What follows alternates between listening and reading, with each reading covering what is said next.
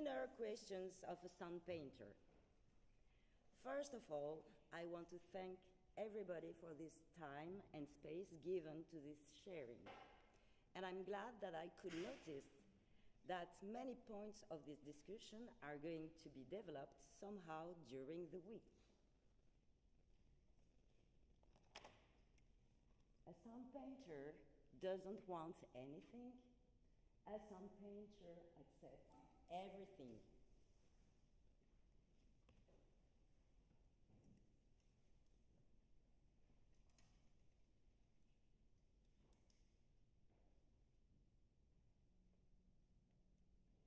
C'est quoi le topic 1, madame?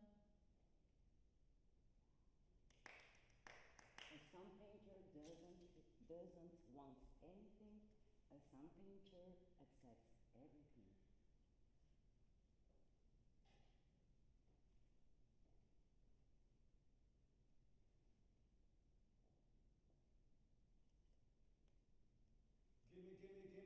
Gimme, acceptance. Well. Allô, oui, excusez-moi, parce que j'ai un coup de fil, j'espère que ça dérange personne, parce que j'ai quelque chose à... Pero ya estamos hablando. Ring. Coffee, please. So. Let go, just let go. Oh, really?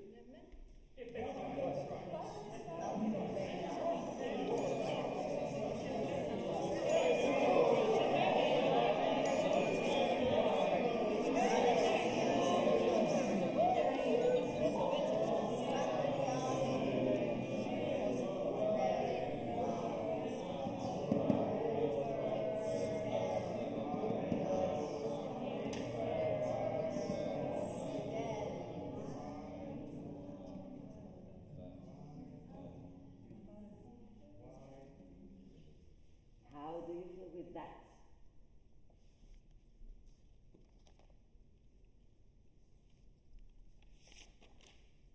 I keep in mind my first meeting with sound painting and wonder, what made this so attractive that you want to deeply dive into it? Which aspects were so specific that you want to know more and practice it? For me, feeling grounded in present time, welcoming mistakes, wrong and strong, sharing disciplines, collective aspect of the composition, ensembles with different shapes and different levels, connection between people who surprise themselves while discovering their potential. Freedom, support, and confidence. Open form, everything is possible. It made me think of William Seward Burroughs' quote, "Nothing is true, everything is permitted."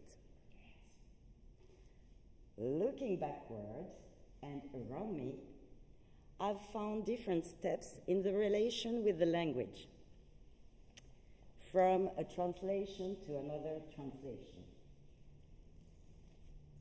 from spoken language to sound painting language, from the language we use in our traditional way of composing to sound painting language. Are you lost in translation? Mm-hmm. Don't worry. Now comes the time you think sound painting. I used to say, we don't know where we go, but we all go together. In few words, and as Walter uses to say in French, on y va. Shall we go in English? And again, I think of Pierre Soulages, the French painter's quote. It is what I do that teaches me what I'm looking for.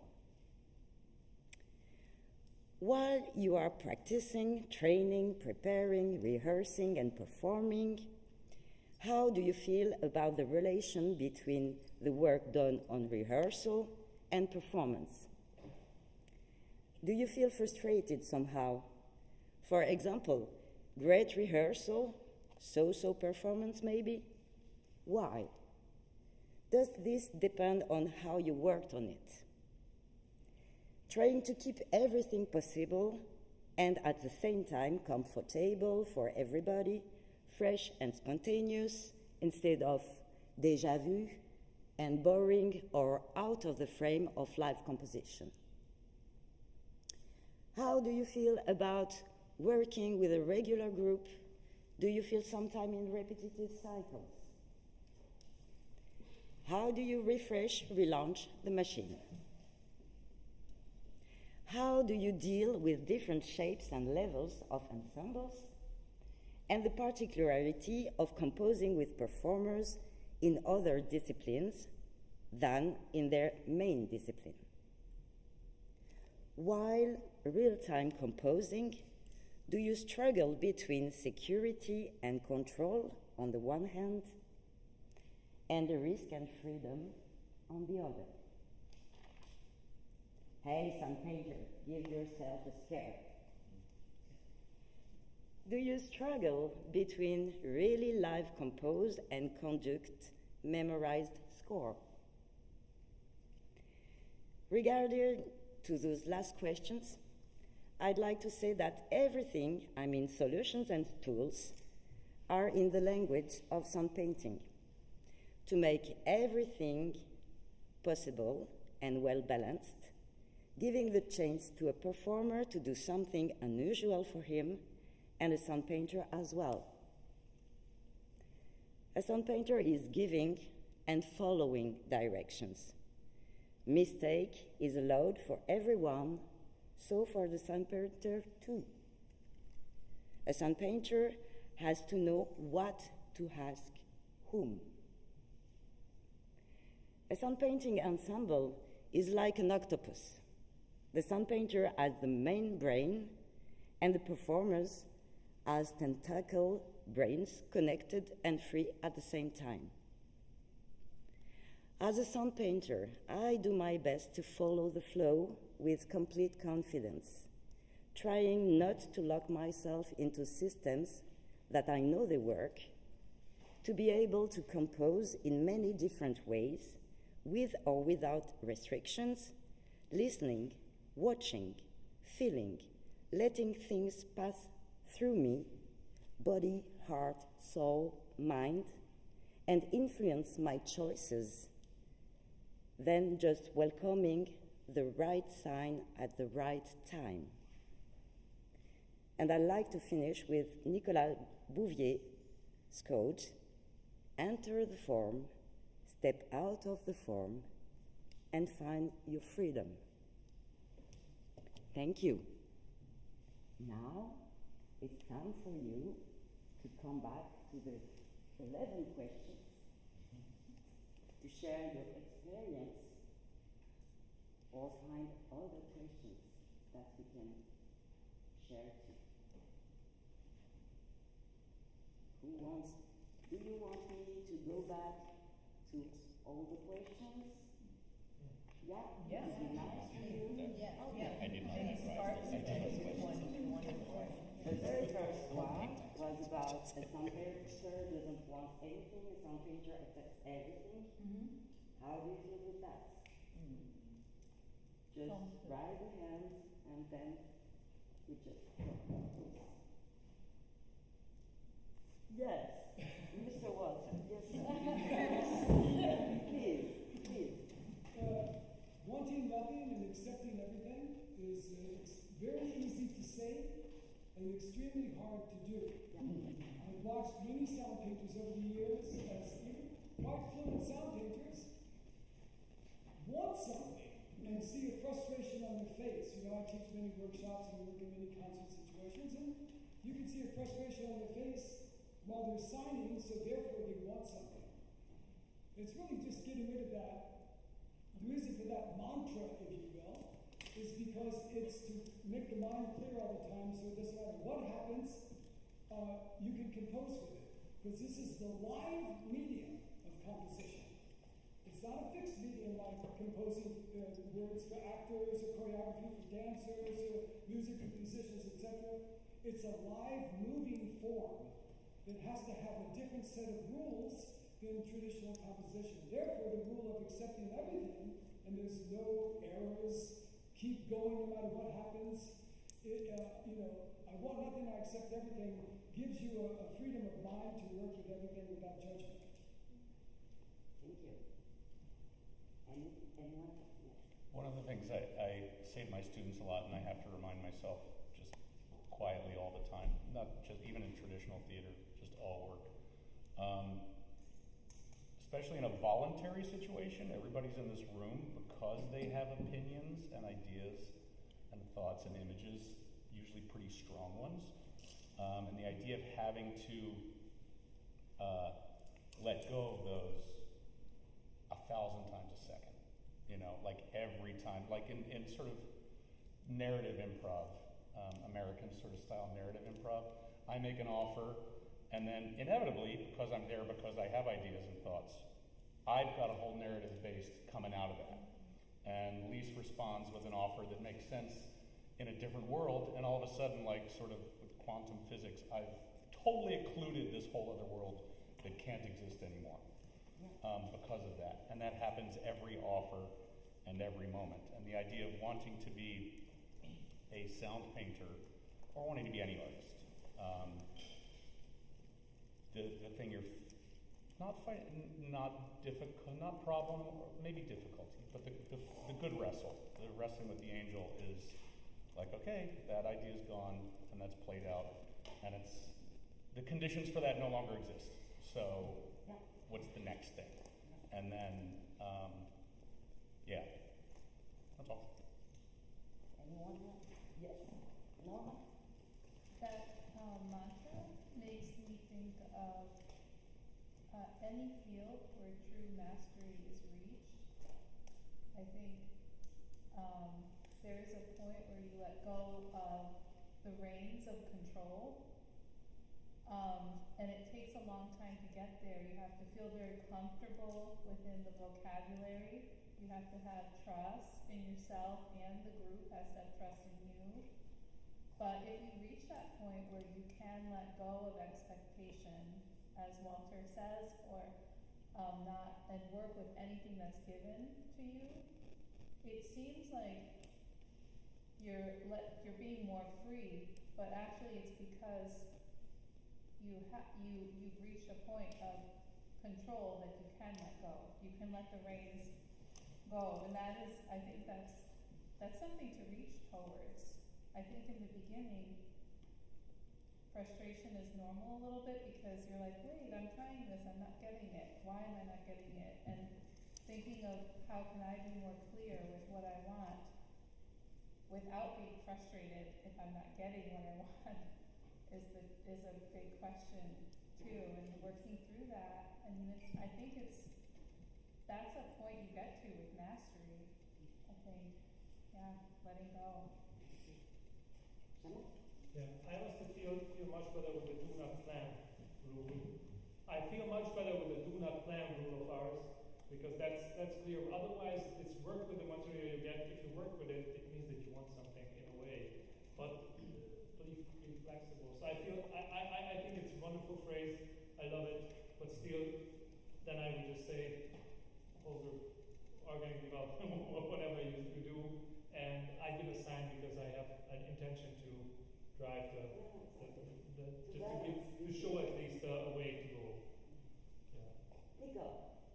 Nothing is true, all is permitted. Is beautiful. And as Shemu was saying, if nothing is true and all is permitted, as a sound painter, I feel like that brings great responsibility. Yes. Because we are not toys, right? Your ensemble is not, we're not extras in your movie. There is a collusion and an accord between artists and between energy in the room. And the quality of our attention towards whoever is in front of us, I think, makes an enormous difference towards that level of mastery. Nothing is true, all is permitted. Now what? So, random thoughts. Thank you. Eva. I have a question. If it is not a totally an improvised, like 100 meaning, say if you want to explore a particular theme, you can go into sound painting a piece with maybe a site-specific exploration or a thematic exploration. So it's not totally a random improvisation versus we are exploring a specific theme. In those scenarios, how a sound painter can manage their wants and expectation, because there is an expectation for the sound painter out of that piece, because we are catering towards a specific theme or a topic. So how does this particular theme that we are exploring will apply there? How can we manage that? Yeah, that's right.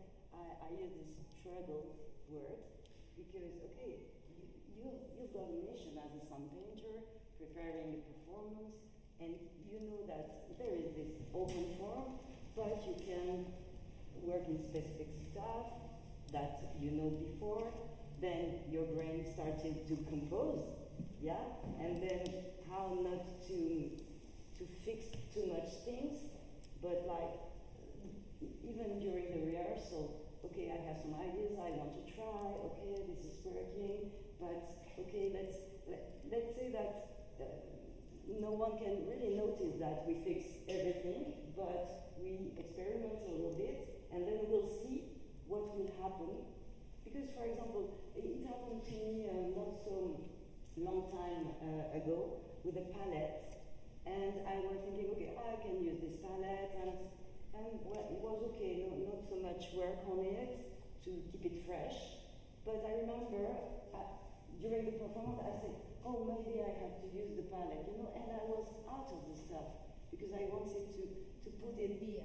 It was for students, for children, and I know they could enjoy it. But then, this is not like the right thing at the right time.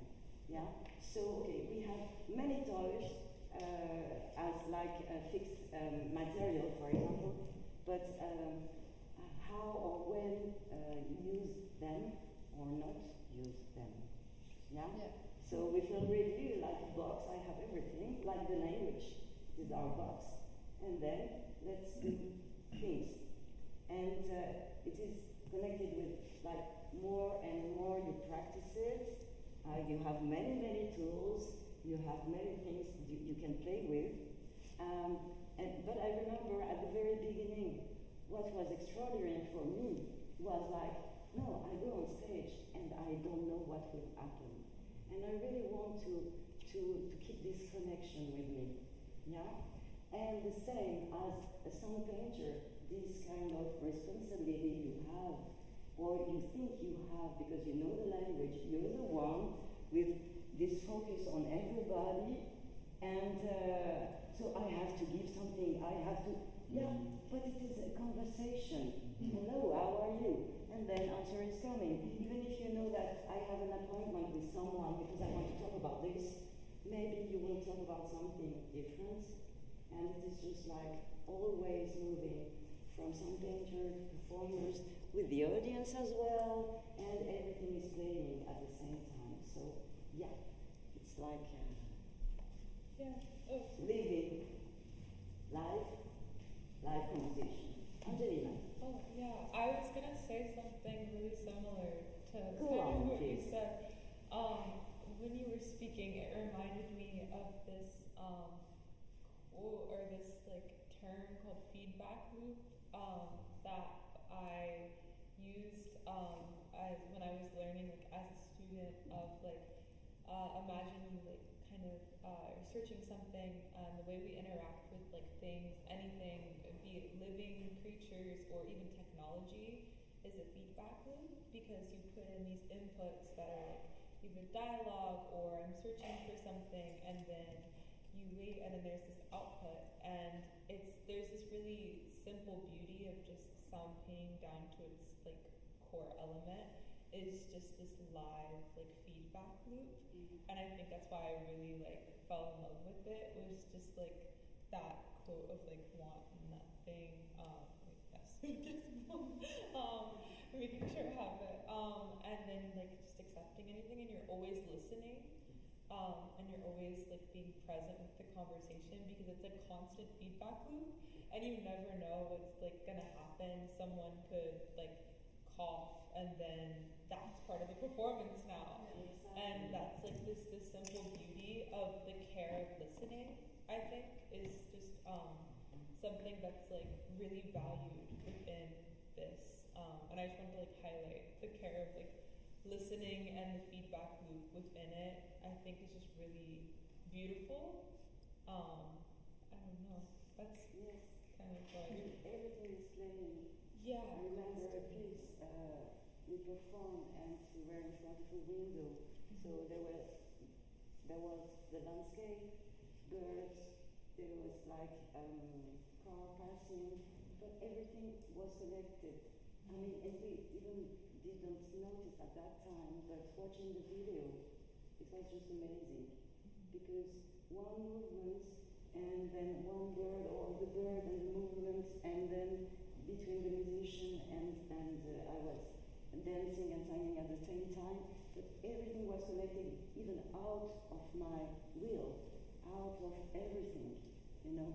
So yes, try to stay open, and that's why I say I like to be pass.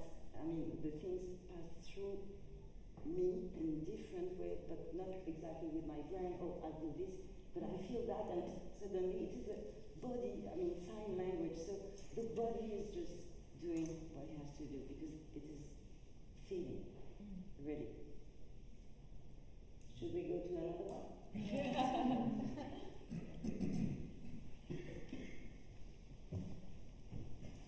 Which one? Because we talk about why you were attracted with some painting, the specific aspects that we answer, I guess. About, yes, the way about the language. But I know someone is going to have a session about this too, but that first of all you try to understand, okay, what is the language, and then with the relation between the spoken language, okay, this is not the same, and then you start, okay, I can say that, I can say this, and because when I'm composing in a traditional way, I have ideas and I try to settle them, and then it is not really Soundpainting because you want so many precise things, and this is not in what we just talk about. That's what is happening really. Yeah, you build in a different way, and for me it's kind of risk to take off the life of the thing.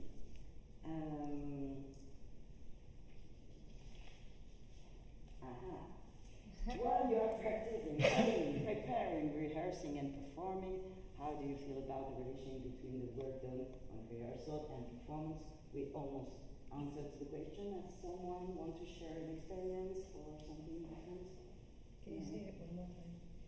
It was like about while you are practicing, training, preparing, rehearsing, and performing, how do you feel about the relation between the work done on rehearsal and performance? Yeah? But I guess we talked a bit about this. I think I could Please.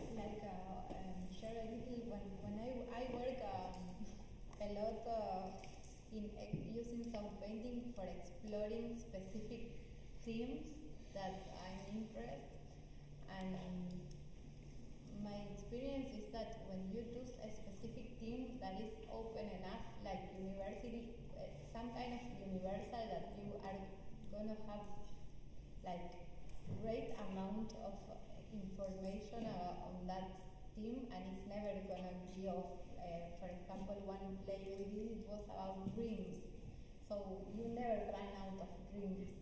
And my experience is that having time for rehearsal, even when we are not even gonna make palettes, that brings to the group a deepening in the listening and in the subtle and in the possibility. Like I feel with training some painters, you can do amazing performance without even rehearsing.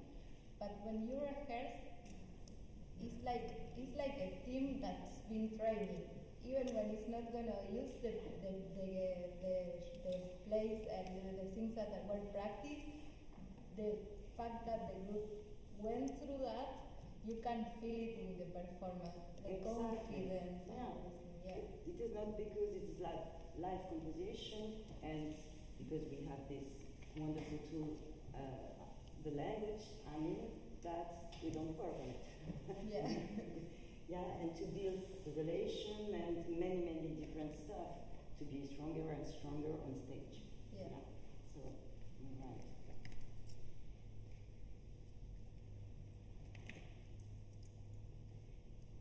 Yes. How do you feel about working with a regular group? Do you feel sometimes in repetitive cycles? How do you refresh and relaunch the machine? And I will ask, yeah. Well, I will try that you understand me with my bad English, but my big expression. I have a group in Bogota with some friends, but I feel that they are my friends because I'm painting. I feel that in Bogota, in this moment, there are many groups practicing some painting, and I have experience in different groups. But in my group, Liminal, it is the name of the group, Liminal, we, after some painting, used to talk a lot about the things that we live in the group, but sometimes we talk about personal things and how in the Soundpainting place, the personal things and the subconsciente, you show your subconsciente since the world, like an actress, like a singer. So we have a strong confidence between us, and in this moment I feel that when we do shows to the people, it's very interesting because we have a lot of confidence between us, and the show is, we enjoy it, we really enjoy it, and we are not thinking about, oh, it's not, we just trust, we just trust each other, we just trust in the present, and I think that some painting, yes, it had to do with art, but it had to do with who you are and who your group are too. Exactly.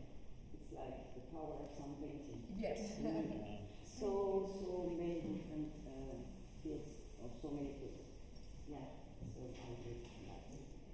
Yes, guys. Yeah, maybe to complete on that, I think, and it ties also to the previous conversation about being able to let go of expectations and stuff.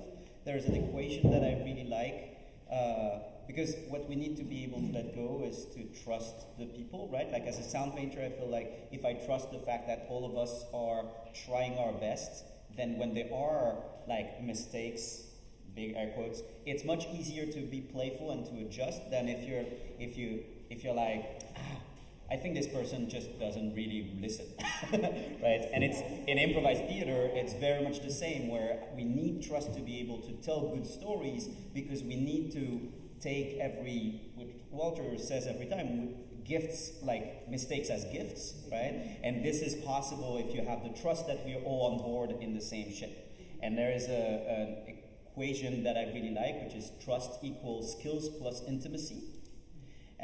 To be able to trust ourselves and others, we need skills, we need common ground of like just pure skills, but we also kind of have to know each other, like intimacy in terms, and I think that ties to what Ana Maria was saying as well, as like if we see each other as humans as well, if we share moments, if we just exist together, then it's much easier to be in a state of flow and to trust than it is if we are, no matter how skilled an ensemble is, if we don't take the time to also see each other, it lacks a little bit of something. And I think that's what rehearsal, to tie back to the thing of like rehearsal versus show, I think the rehearsal process is also that. It's also building that common bag of humanity that we're going to bring on stage.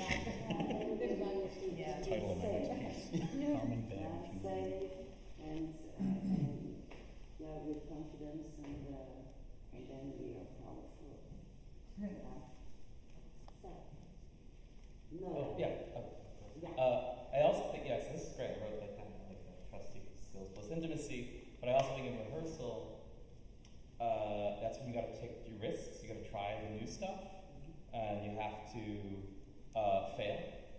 be okay with the failure, and then try to look at it and say, okay, did that work? Did that not work?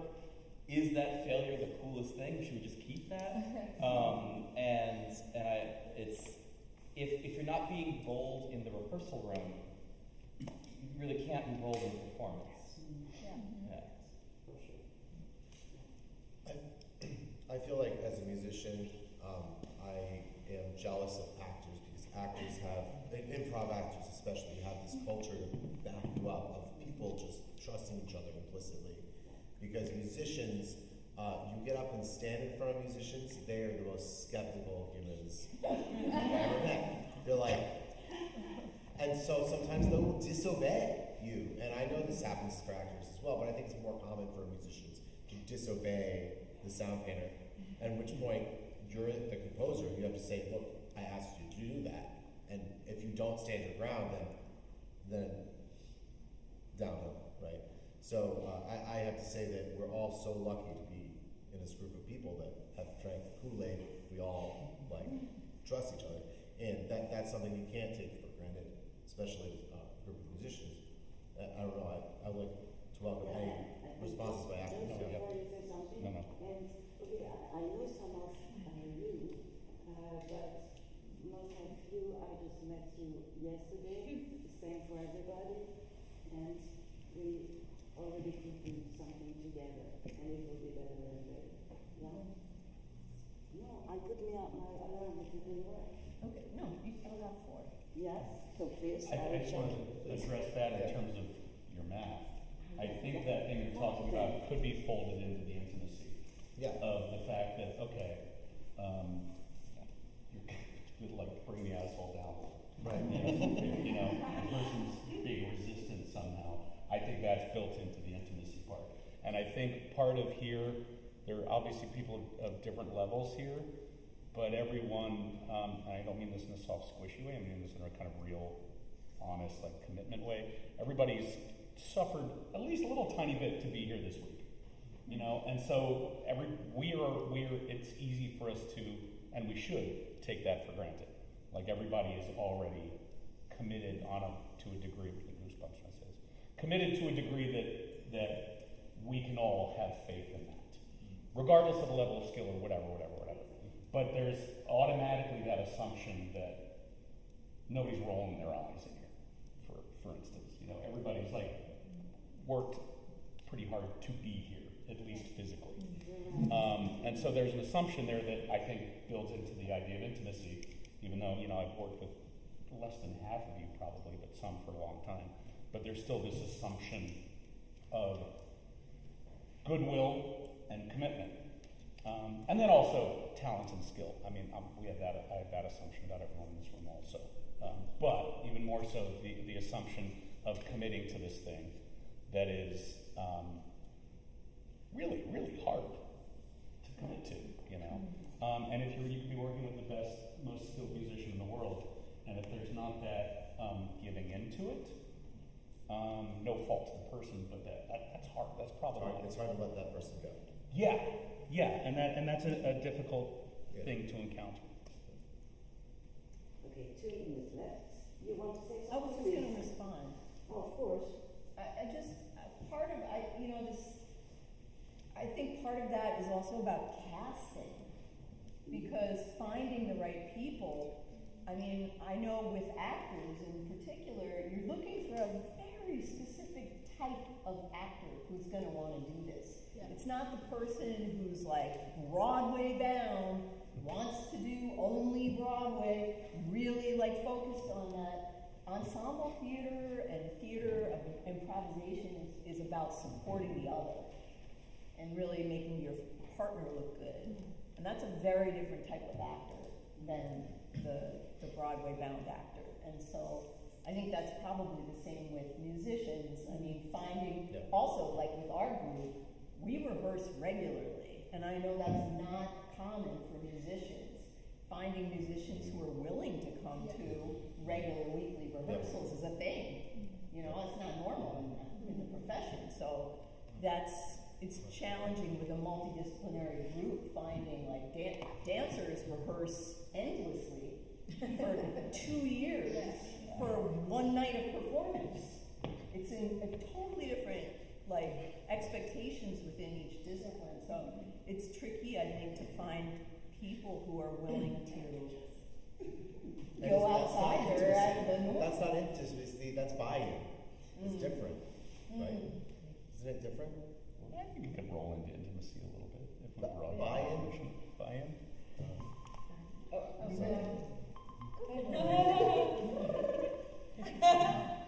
We'll have to have a blow out. Break out. Exhale, let it go.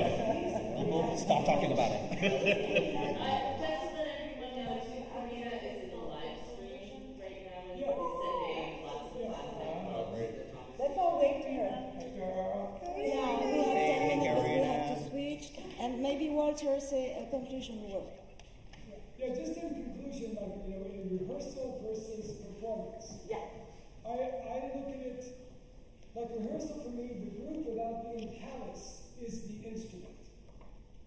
And for me, sound painting is making art with people. You can put anybody together in a room. Not that they put together at Chateau Versailles a group of immigrants, about 25 of them. I speak French and they can barely speak French, and I don't speak Arabic. So what I was about with them was getting them comfortable with the language. So for me, it's a little bit like, warming up for tennis. You warm up with your backhand. You warm up with your forehand. You warm up with your serve. You warm up with your chip.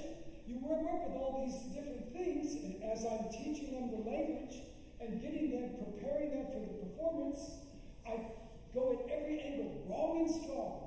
Just give me what you have. If you're not sure what to do, keep going, etc., etc. And after all of these different practices, I compose. But I don't compose in the rehearsal to make sure I don't do something that's so wonderful that I try to reproduce it in the concert. So I'm all about the techniques of getting the orchestra ready. They have a hard time being expressive. One of my main things I do is have them all heckle me. And so that's the easiest thing in acting is to be angry. So I have them heckle me to open them up. So I do everything I can in rehearsal to open them up, to give me whatever it is, from the small offer, the most pedestrian, simple offer, to the largest offer. But I work at it very systematically. I mean, I've done thousands and thousands of rehearsals where I have to do the concert the same day. This was 2.5-hour rehearsal at Chateau Versailles, and then a private concert with a great painting of Bonaparte right behind us. Right. That's the secret. That's what kept them in line. That's the secret. And so for me, it's a very big difference it's a huge difference between rehearsal and performance. Performance, rehearsal, we get everything together. We practice our forehands, our top spin, our chips and everything.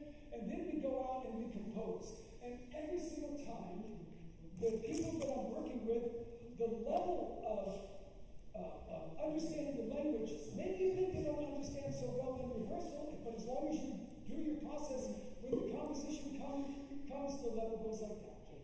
And they give. So it's all about the preparation. It's a very systematic approach, and I know all of you know it. We all have our way of preparing the group.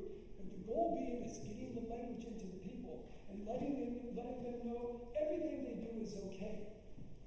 And then you compose with that. Thank you, Walter. Thank you. Thank you.